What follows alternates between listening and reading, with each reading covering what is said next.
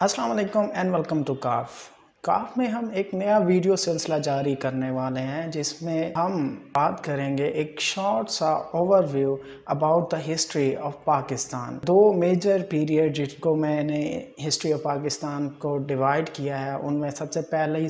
जो है century period है वो होगा 1857 टू 1947, जो कि मुस्लिम का सब कॉन्टिनेंट इंडिया में, या जिसे आप कह लें कि प्री पार्टीशन पीरियड, हम देखेंगे कि ओवरऑल ग्लोबल पॉलिटिक्स के लिहाज से मुसलमानों का क्या रोल था और जो मुसलमानों की उस वक़्त एक पॉलिटिकल मेंटालिटी थी और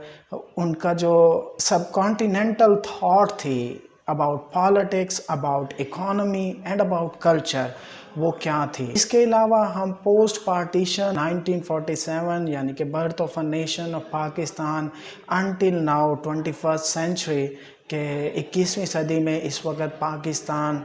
कहाँ पे है ग्लोबल पॉलिटिक्स में, और उसके मेजर चैलेंजेस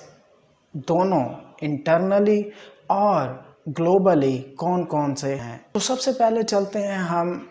प्री पार्टीशन यानी कि सेंचुरी बिफोर हमारी नेशन के बनने से पहले। तो मुसलमानों की उस वक़्त बरे सगीर में, सब कॉन्टिनेंट में क्या पोजीशन थी। ईयर ऑफ म्यूटनी, जो कि हमारी बहुत सारी टेक्स्ट बुक में भी हिस्ट्री ऑफ पाकिस्तान में बयान किया जाता है। मेरे व्यूअर्स, एक बात ज़रूर जहन में रखिएगा कि ये जो मैं आप लोगों से नॉलेज शेयर कर रहा हूँ, ये मेरा नॉलेज बहुत सारी हिस्ट्री की बुक्स को जो मैंने पढ़ा है, बहुत सारे हिस्टोरियंस की जो राय हैं, या बहुत सारी हिस्टोरियंस ने जो हिस्ट्री ऑफ पाकिस्तान पे लिखा है, उससे मैंने अख्ज़ किया है। 1857 में उस वक़्त जो मुसलमानों की एक पॉलिटिकल बिहेवियर था, या इसे कह लें आप डोमेस्टिक स्टेटस क्या थी सब कॉन्टिनेंट में। आप लोग वाकिफ़ होंगे कि 11वीं सेंचुरी के बाद से अनटिल 18th सेंचुरी या 19th सेंचुरी बोल लें, या 1857 में जो मुसलमानों का एक बिहेवियर था वो ये था कि वो रॉयल्स थे वहाँ की पॉपुलेशन पे। जैसे आप देखें मुग़ल डायनासिटीज़ हो गई, या पहले जो भी आप हिस्टोरिकल बैकग्राउंड उसका जानते हैं, रॉयल माइंडसेट था वहाँ के लोगों का, ठीक है ना। और एक हुक्मरान के तौर पर थे। लेकिन चूँकि ब्रिटिश इम्पीरियल रूल के ब्रिटिश इम्पीरियलिज़म जो था सब कॉन्टिनेंट में अपने जो रूट्स हैं उनको स्ट्रॉन्ग कर चुका था, तो 1857 तो एक जिसे कहते हैं मेरे ख़्याल में एक वो लम्हा था, एक डिफाइनिंग मोमेंट था कि अब ब्रिटिश इम्पीरियल रूल जो है अपनी पावर के ऊपर था। और जो मुस्लिम की कंडीशन ये थी कि अब 3 मेजर प्लेयर्स थे। एक ब्रिटन्स थे, दूसरे एक लोकल हिंदू पॉपुलेशन थी जो कि मेजॉरिटी में भी थी, और पहले वो मुसलमानों के रूल के अंडर थी। अब चूँकि सीन चेंज हो गया था कि रूल मुसलमानों से ट्रांजिशन हो रही थी ब्रिटिश इम्पीरियल रूल की, और ब्रिटिश अब अपनी पावर पीक पर थे। मुसलमान चूँकि एक माइंडसेट था उनका उस वक़्त हुकूमत का, तो वो एज सच हिंदुओं की तरह एक ब्रिटिश इम्पीरियलिज़म को एक्सेप्ट नहीं करना चाहते थे। तो चूँकि हमें दो चीज़ें जहन में रहनी चाहिए। नंबर 1, उस वक़्त मुसलमान अपनी फ़िज़िकल पावर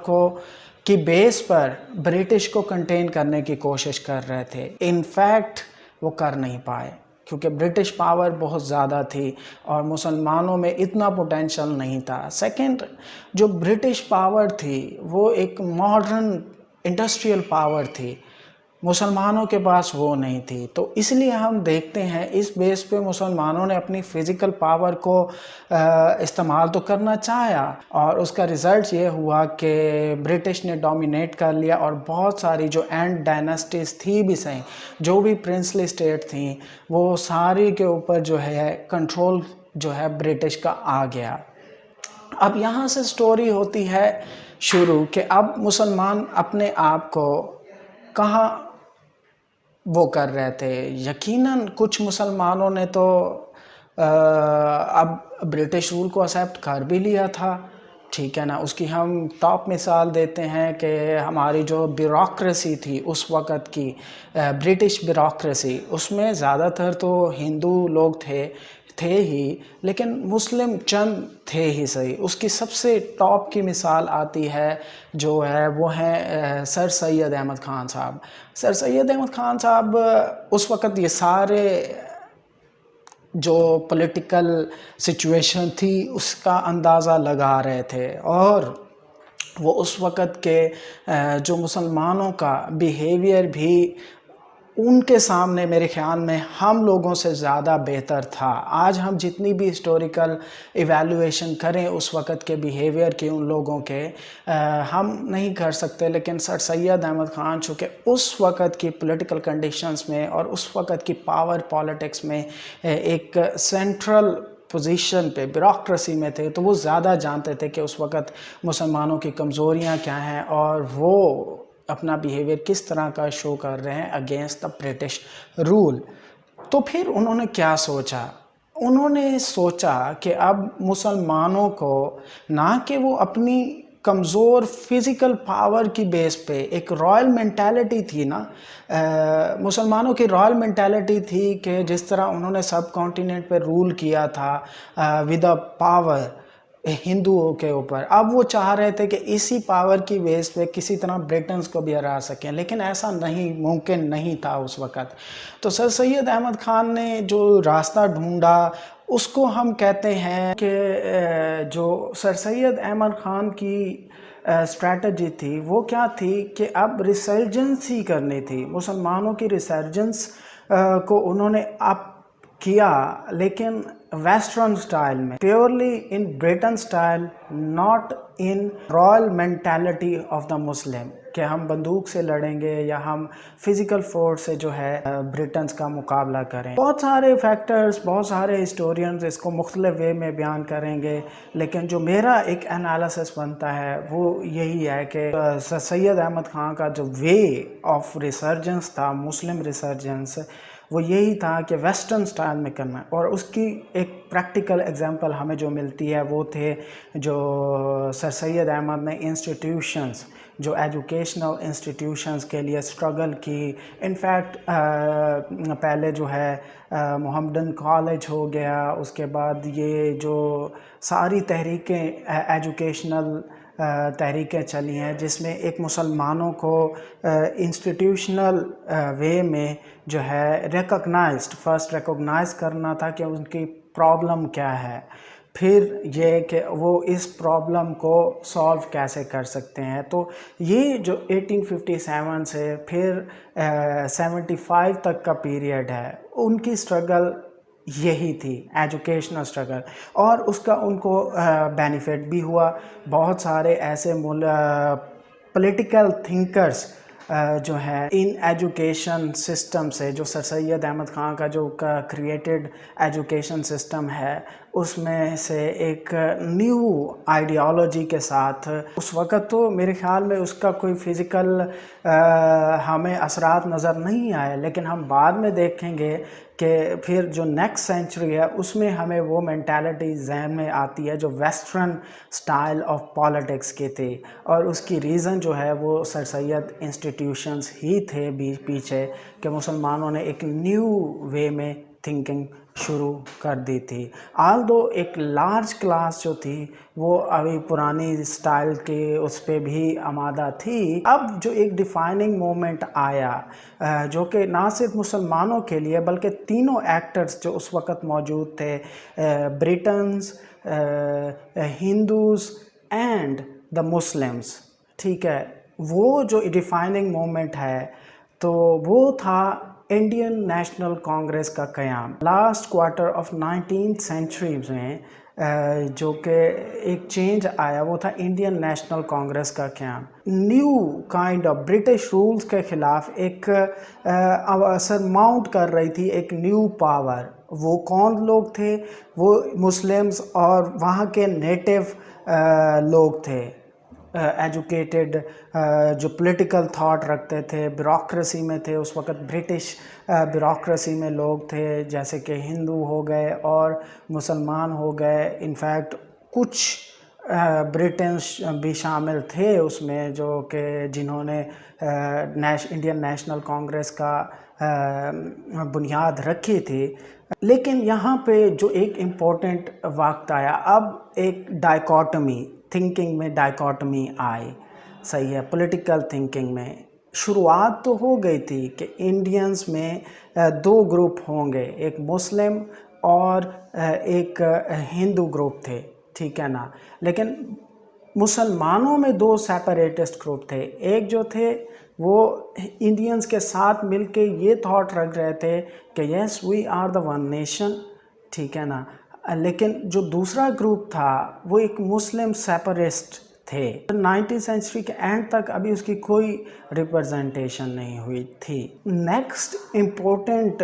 جیسے کہ میں کہوں گا کہ ایڈوانسمنٹ جو تھی اس طرف، وہ ایک ایونٹ تھا، وہ تھا بنگال پارٹیشن۔ اب میں اس کو جیسے سر کے عزیز بھی اپنی بک میں لکھتے ہیں کہ یہ ایک جیسے کہتے ہیں نا مسلمانوں کے لیے اب ایک پولیٹیکل میچورٹی کا وقت تھا، پولیٹیکل ایک آئیڈینٹی اگر انہوں نے لینی بھی تھی تو یہ وہ وقت تھا جس میں انہوں نے اپنی پولیٹیکل ایک سیپریٹ پولیٹیکل آئیڈینٹی کو شو کرانا شروع کر دیا، اگر شو نہیں بھی کرانا شروع کر دیا کہ ان کو موقع ملا تھا کہ اب وہ ایک پولیٹیکل آئیڈینٹی کو شو کرائیں۔ بنگال پارٹیشن کے بعد چونکہ آپ کو پتہ ہے جو ہندو تھے انہوں نے بھی اس پہ بڑا پروٹیسٹ کیا کہ ایک ودین دا سب کانٹیننٹ ایک ڈویژن کی بات ہو رہی ہے۔ برٹش نے تو چونکہ مجھے ویسے تو دونوں اوپینینز ہیں کہ جو بنگال پارٹیشن تھی وہ ایڈمنسٹریٹو پرپس کے لیے چینج بنائی گئی تھی، یا کچھ کہتے ہیں کہ نہیں، مسلمانوں کے اندر ڈائریکٹلی ڈیلیبریٹلی جو برٹش ایڈمنسٹریشن تھی اس نے ایک ہندو اور مسلمانوں کو ایک دو سیپریسٹ گروپ بنانے کے لیے یہ بنگال پارٹیشن کی تھی۔ خیر جو بھی ہو، جو مجھے لگتا ہے وہ یہی ہے کہ وہ اس وقت جو ہے برٹنز نے صرف ایڈمنسٹریٹو پرپس کے لیے ہی بنگال کی پارٹیشن کی تھی، نہ کہ وہ ہندوؤں نے صرف اور صرف جو وہاں کے ہندو پولیٹیکل ایلیٹ تھی انہوں نے یہ ایک جسے کہتے ہیں کہ ریزرویشن تھی ان کے اندر کہ مسلمانوں کے اندر ایک سیپریٹ آئیڈینٹی کی وہ نہ ہو، اور ان کی ریزرویشن درست بھی ثابت ہوئی۔ ہم دیکھتے ہیں کہ یہاں سے جو مسلم پولیٹیکل تھنکرز ہیں ان کا ایک گروہ جو تھا وہ انہوں نے ایک پولیٹیکل ایرینا میں قدم رکھا۔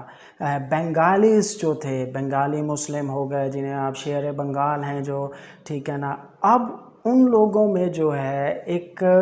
الگ آئیڈینٹی کی، مسلمانوں کی آئیڈینٹی وہ کہ جو کہ لاس ہو گئی تھی پیچھے، جو کہ رائل آئیڈینٹی تھی کہ ہم نے سب کانٹیننٹ پہ رول کیا ہے، تو اب ہم نے اگر برٹنز ہم پہ وہ کر رہے ہیں تو نیکسٹ ان فیوچر ہمیں مسلمز کو ہی ڈومینیٹ کرنا ہے برٹنز کے اگینسٹ یہاں پہ۔ لیکن جو ایک ہڈن ڈیزائر تھی وہاں کے ہندو نیشنلز میں، وہ تو چونکہ اس کا ظہور تو میں کہوں گا بعد میں ثابت 1930s کے بعد ہی سامنے آیا، ورلڈ وارز کے بعد ہی، لیکن پہلے تو نہیں تھا۔ بہرحال یہ ایک ریزرویشن تھی ان کے اندر کہ یہ کیوں ہو رہا ہے، صحیح ہے، مسلمان اگر سیپریٹ آئیڈینٹی کے قائل ہو جائیں گے تو پھر یہاں پہ اگر برٹنز نے لیفٹ کرنا بھی ہے ان کیس، چونکہ میرا نہیں خیال کہ اس وقت یہ ایک تھاٹ تھی بیفور ورلڈ وار 1 کے برٹنز ابھی نیئر فیوچر میں چھوڑیں گے، چونکہ کچھ ٹیکسٹ بکس میں کچھ ہسٹورینز یہ بات لکھتے بھی ہیں کہ اس وقت ریزرویشنز تھیں، لیکن جو میرا پرسنل ویو ہے وہ یہی ہے کہ اس وقت بیفور 1910 سے پہلے تو میرے خیال میں کوئی اس طرح کا خیال نہیں تھا، یا یوں کہہ لیں بنگال پارٹیشن سے پہلے تو یہ کوئی خیال تھا ہی نہیں۔ البتہ انڈین نیشنل کانگریس میں یہ ایجنڈا ضرور تھا کہ برٹنز کی جو سپریمیسی ہے اس کو کم کیا جائے، اور یہاں کے جو لوکل ہیں ہندو اور مسلمز میجورٹی جو ہے پیپلز جو ہیں ان کا ہی زیادہ تر جو ہے برٹش ایڈمنسٹریشنز میں پاور اور کنٹرول ہونا چاہیے۔ تو یوں آپ کے سامنے ہے بنگال پارٹیشن میں کیا ہوا، کون کون سی چیزیں ہوئیں، مسلمانوں نے پھر اس کو بنگال پارٹیشن کو کیسے سپورٹ کیا، ٹھیک ہے، اپنی پولیٹیکل موومنٹ کس طرح سٹارٹ کی، اور ہندوؤں نے اس کو کتنا اپوز کیا، اور پھر جو برٹش حکومت کو کمپیل کیا کہ کیا ڈیسیجن لے۔ اس کے بعد پھر ہمیں یہ بھی پتہ ہے کہ برٹش حکومت نے جو ہے اس وقت کتنی ڈیفیکلٹیز فیل کی، اور اس ڈیفیکلٹیز کے ایک پاورفل ایک رسپانس جو تھا لوکلز کا، ہندو کا کہہ لیں یا انڈین نیشنل کانگریس کا، جس کے نتیجے میں انہیں بہرحال اپنی پولیٹیکل جو اسٹریٹجی تھی اس کو چینج کرنا پڑا، اور بنگال پارٹیشن کو کچھ عرصے کے بعد ہی دوبارہ سے وہ کر دیا گیا کہ اب یہ بنگال پارٹیشن کو ختم کر دیا گیا۔ خیر یہ لیٹ ہو چکا تھا، اب تو مسلمانوں میں ایک سیپریٹ آئیڈینٹی جو تھی اور پولیٹیکل میچورٹی تھی وہ تو اب آ ہی گئی تھی۔ اب مسلمانوں نے اگر وہ بنگال پارٹیشن کو ایک اپنا ایک رائٹ سمجھ لیا، اور واقعی وہ ایک نیو وے میں تھنکنگ شروع کرنے لگے کہ ہم اگر ہم یہاں پہ برٹش ایڈمنسٹریشن یہاں کے لوکلز ہی چلائیں گے، زیادہ میجورٹی یہاں کے لوکلز کی ہی ہوگی کوئن کے انڈر، تو اس میں پھر مسلمان اور ہندو دو مختلف سیپریسٹ اینٹی ہوں گے لیکن ایکویلٹی پہ ہوں گے،